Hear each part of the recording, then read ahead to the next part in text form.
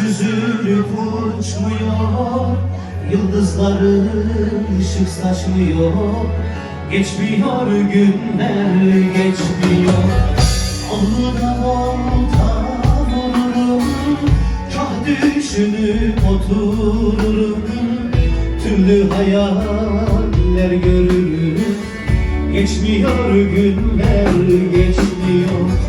Dışarıda mevsim baharmış, gezip dolaşanlar varmış.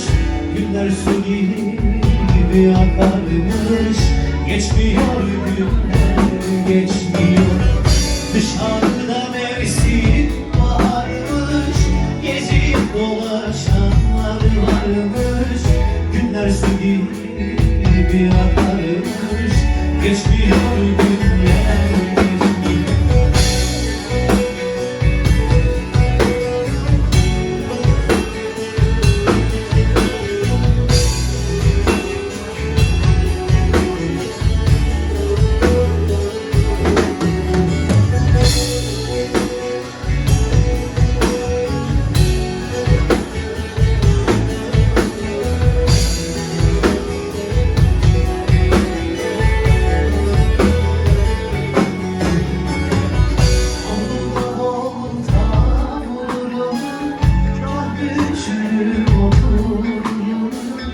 Türlü hayaller görürüm.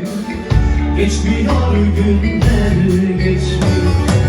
Yanımda yatan yabancı, hasret zehir gibi acı. Bütün dertlerin en gücü.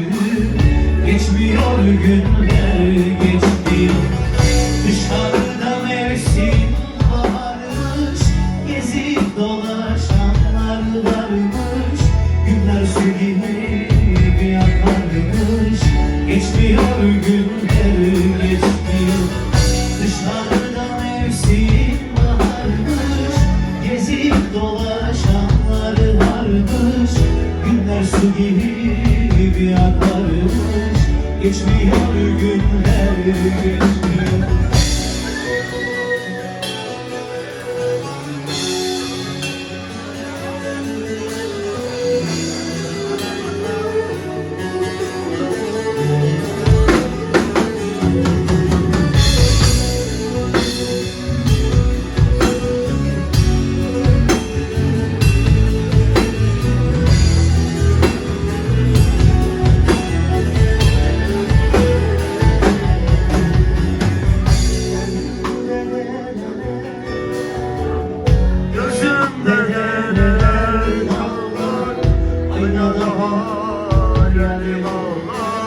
Geçmiyor günler, geçmiyor.